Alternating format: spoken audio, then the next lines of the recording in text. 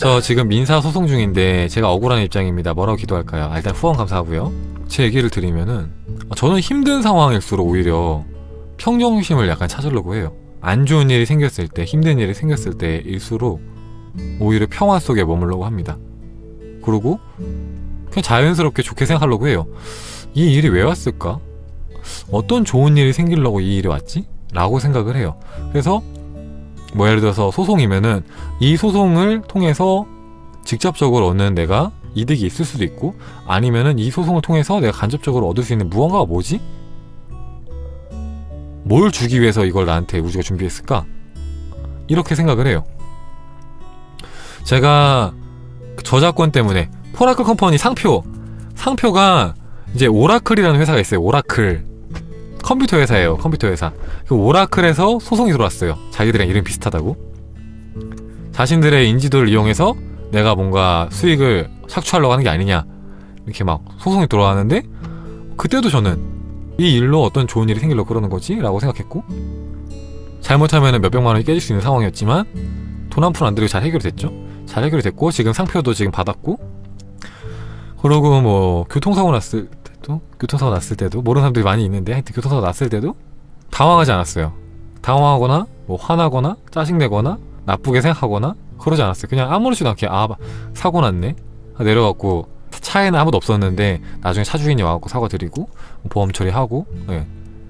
핸드폰이 부서졌을 때도, 경찰차가 핸드폰 밟고 갔을 때도 짜증나, 핸드폰 망가졌어, 어떡해, 내일 강연인데 사람들 연락 못하는데 어떡해, 이렇게 한마디도 하지 않았어요. 그냥 핸드폰 망가졌네, 핸드폰 부서졌네, 뭐 어쩔 수 없지, 뭐 이 일로 뭔가 더 좋은 일이 오겠지 하면서 핸드폰 들고 그냥 가서 머리 자르고 그랬거든요.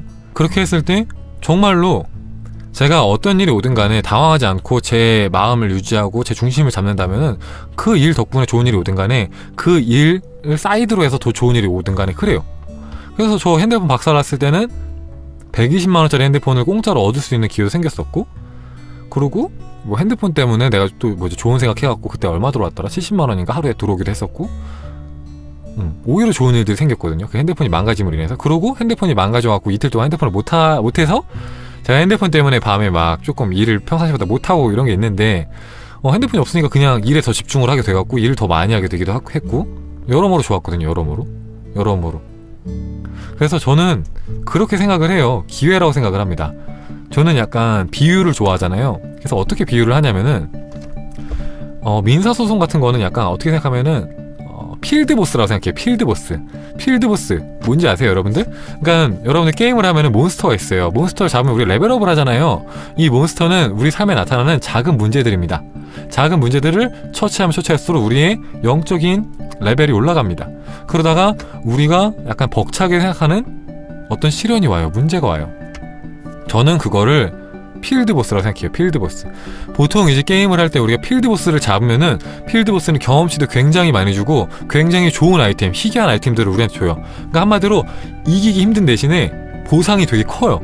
저는 그렇게 생각해요. 힘든 일이 오면 올수록 내가 저걸 극복했을 때 얻을 수 있는 보상도 되게 크다고 생각을 해요.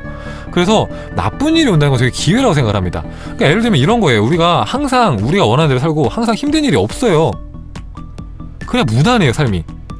그러면은 그거랑 똑같아요. 우리가 게임을 하는데 항상 초보자 존에 가서 허수아비만 맨날 때리는 거예요. 그 힘든 일이 없겠죠. 왜냐? 허수아비는 우리가 공격 안 하니까 위험을 받을 일도 없고 힘든 일도 없고 그냥 항상 눌러놓기만 하면 되잖아요. 그죠? 마우스만.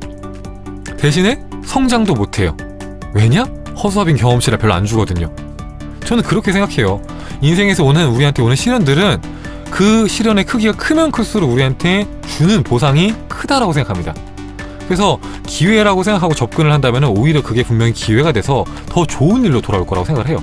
네, 그래서 그런 자세로 나아가면 괜찮을 것 같아요. 그런 자세로. 여러분이 살다 보면은 제가 아무리 좋게 생각하라고 해도 좋게 생각이 안 될 때가 있을 거예요. 근데 그게 당연해요, 사실은. 왜냐하면은 그게 만약에 좋게 생각이 됐으면 여러분들 그런 질문 안 했을 거거든요. 근데 그거 질문했다는 거는 여러분한테 아직 그 시련이 버겁다는 겁니다. 그 말은 뭐냐면은 여러분의 수준에서 봤을 때는, 그러니까 여러분의 마음 단계에서 봤을 때는 아직은 그게 벅찬 거예요. 그러니까 당연히 부정적으로 생각이 되고 괴롭고 짜증이 나고 부정적인 생각이 되는 거예요. 당연한 겁니다. 그걸 당연하게 받아들이고 극복하려고 해야 되는 거예요. 애써야 돼, 이건 사실. 그쵸? 이건 노력인 거죠. 내가 내 마음을 극복하기 위해서, 더 성장하기 위해서. 처음부터 됐으면 당연히 그 일 때문에 힘들지 않았겠죠. 근데 한 번만 이렇게 힘들더라도 극복해내고 나면은 나중에 비슷한 일이 와도 태어나게 돼요.